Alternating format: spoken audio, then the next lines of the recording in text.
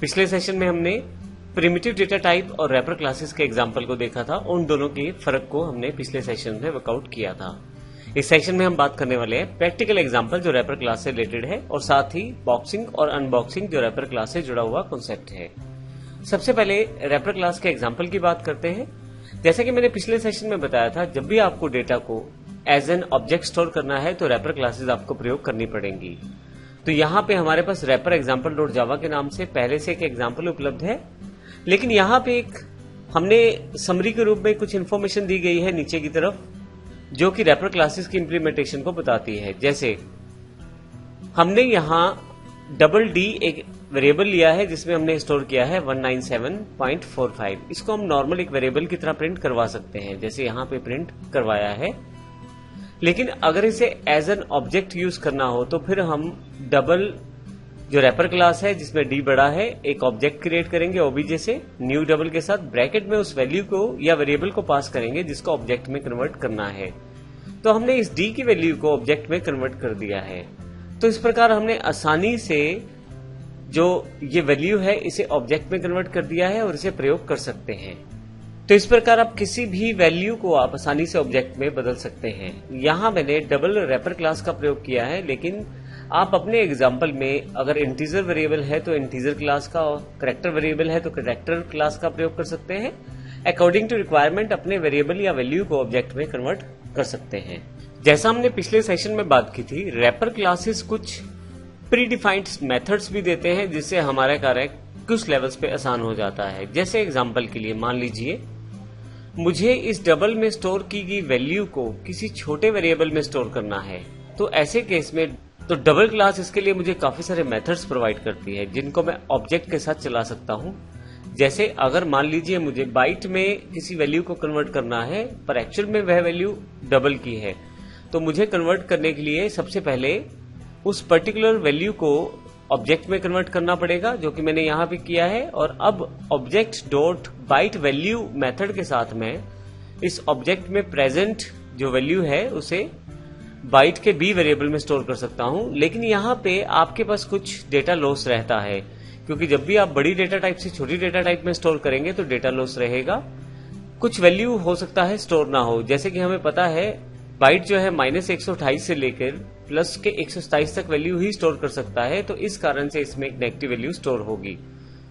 इसी तरह से यदि आप डबल की किसी वैल्यू को इंटीजर में स्टोर करना चाहते हैं तो हमने उसे पहले ऑब्जेक्ट में कन्वर्ट कर लिया था ओबीजे में। अब हमारे पास एक मेथड है integer value, object dot integer value को कॉल करके हमने डबल की वैल्यू को इंटीजर में कन्वर्ट करने की कोशिश की है और उसे आई में स्टोर करने की कोशिश की है। इसी तरह से यहां भी डेटा लॉस रहेगा क्योंकि बड़ी डेटा टाइप डबल है, तो इस केस में फ्रैक्शनल वैल्यूज को स्टोर नहीं किया जाएगा। इसी तरह से आप चाहें तो अपनी डबल की वैल्यू को स्ट्रिंग में भी कन्वर्ट कर सकते हैं। फिर से टू स्ट्रिंग मेथड हमारे पास यहां उपलब्ध है और हमने यहां स्ट्रिंग के एस वेरिएबल में इसे स्टोर किया है। इसको प्रैक्टिकली देखते हैं रैपर एग्जाम्पल डॉट जावा में, जिससे हम आसानी से इसकी सभी चीजें क्लियर कर सकते हैं। यहां हमारे पास लेफ्ट साइड पे प्रोग्राम्स के मेन्यू में रैपर एग्जाम्पल डॉट जावा पहले से उपलब्ध है। मैं डबल क्लिक करके इसे खोल लेता हूं, थोड़ा सा इसे मैक्सिमाइज कर देता हूं। अब एग्जाम्पल बिल्कुल पिछले वाला ही है जो हमने वहां पे वर्कआउट किया है। एक बार इसे एग्जीक्यूट कर लेते हैं।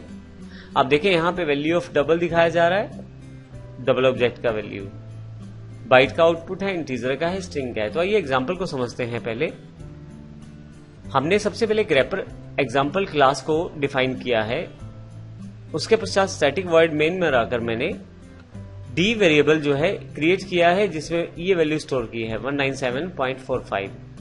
लिटरल का प्रयोग भी मैंने किया है, इसलिए डी लगा लिया है साथ में और इसको प्रिंट करवा के दिखाया है। मैं यहां से मिनिमाइज कर लेता हूं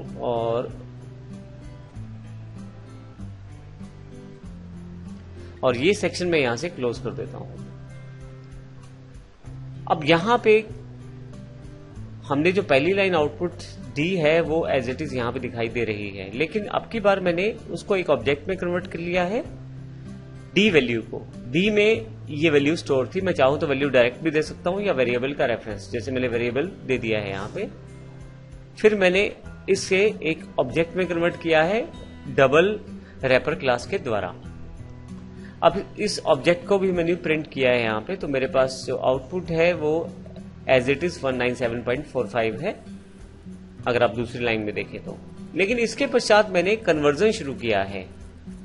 इस ऑब्जेक्ट के साथ बाइट वैल्यू मेथड लगाकर मैंने अपने ऑब्जेक्ट में स्टोर वैल्यू को बाइट के बी वेरिएबल में स्टोर करवा दिया है और उसे प्रिंट करवाया है। जैसे कि मैंने बताया था, -128 से लेकर 127 तक वैल्यू स्टोर रहती है पॉजिटिव में बाइट में, तो इस कारण अब 197 जो वैल्यू है वो बड़ी है उसके लिए, तो माइनस में वैल्यू 59 स्टोर हो गया है। इसी तरह से इंटीजर में मैंने इसी वैल्यू को ऑब्जेक्ट में स्टोर वैल्यू को स्टोर करवाया है, आई में उसे स्टोर किया गया है तो 197। इसमें 0.45 स्टोर नहीं किया गया क्योंकि इंटीजर फ्रैक्शनल वैल्यूज को स्टोर नहीं कर सकता। फाइनली नीचे की तरफ हमने एक स्ट्रिंग में कन्वर्ट किया है अपनी इसी वैल्यू को, उसके साथ हमने ऑब्जेक्ट के साथ टू स्ट्रिंग मेथड का प्रयोग किया है। तो इससे हमारे पास जो वैल्यू स्टोर थी ऑब्जेक्ट में, जो कि एक डेसिमल वैल्यू थी, वो स्ट्रिंग में कन्वर्ट हो गई है और एस में हमने इसे पिक कर लिया है, फाइनली एस में प्रिंट करवा दिया है। आउटपुट यहाँ नीचे की तरफ दी गई है। तो इस प्रकार हमने इस एग्जाम्पल के साथ यह समझा कि किस प्रकार हम रैपर क्लासेस का प्रयोग करते हुए अपनी वैल्यू को, प्रिमिटिव डेटा टाइप वैल्यूज को ऑब्जेक्ट में कन्वर्ट कर सकते हैं और फाइनली फिर उसे छोटी डेटा टाइप को भी असाइन कर सकते हैं कुछ प्री डिफाइंड मेथड्स के साथ। आपकी प्रोग्रामिंग में कई बार ऐसी रिक्वायरमेंट रहती है जिसमें इस तरह के हमें प्रयोग करने पड़ते हैं।